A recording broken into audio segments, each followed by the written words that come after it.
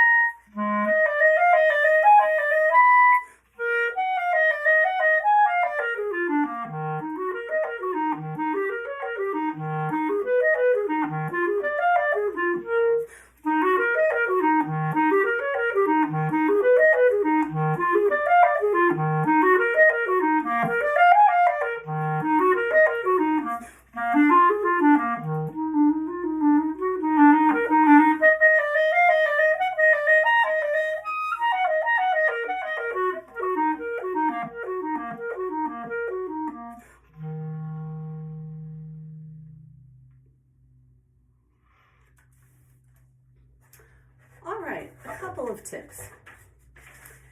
The first thing I would like to talk about is that repeated tenuto low F that keeps appearing throughout this piece. It's like the seed for this whole etude.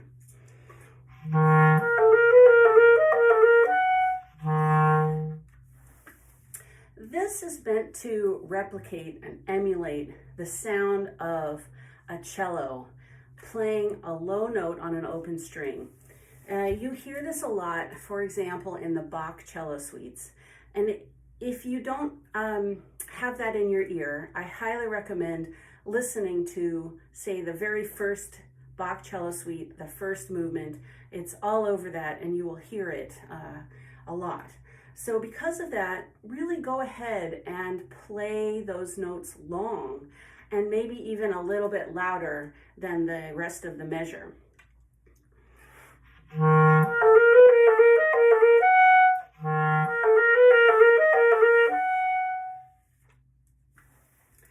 The next tip I have is to think about musical dynamics and adding them to this etude. There is a piano marking in the first measure, and that's it. That's all the direction that we get. And so it's up to us to find places to add musical ebbs and flows.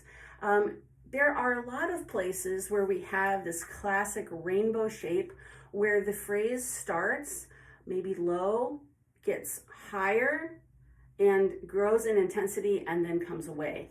A great example of this is line 3 into line 4, 2 measures.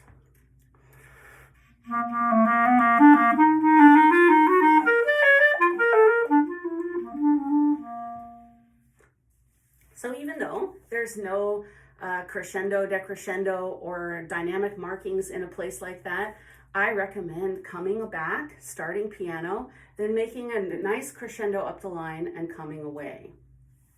There are a number of places in this etude where that happens, and I would do it that way every time.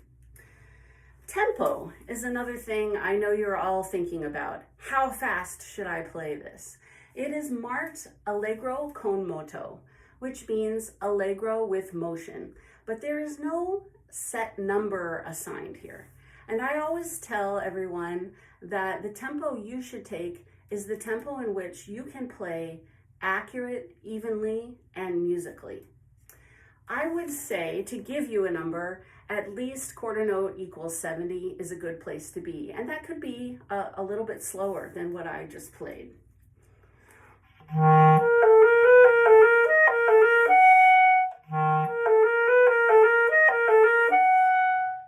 A tempo like that, played evenly and beautifully and musically, is very much enough to impress. If you can get it a little bit faster, perhaps around quarter note equals 80, it adds a lot of life, but don't sacrifice your musicality, your phrasing, your dynamics for the tempo. It's not always about who can play it the fastest. And finally, I'd like to mention the concept of musical breathing. It is probably important for you to plot out some breath marks in this piece. It is just a whole page of running 16th notes with very few rests. I believe that most music is moving forward, especially into downbeats. And so therefore you don't want to breathe right before any downbeat. If I'm playing a group of 16th notes, I always play into the first one and take a breath right before the following three, such as this.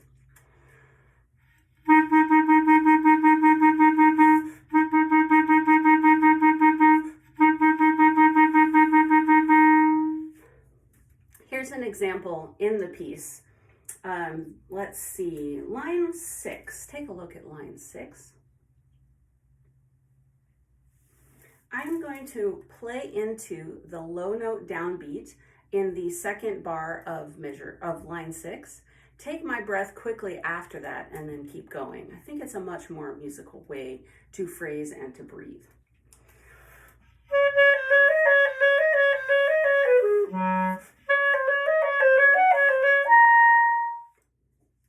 Another such place would be in line 8.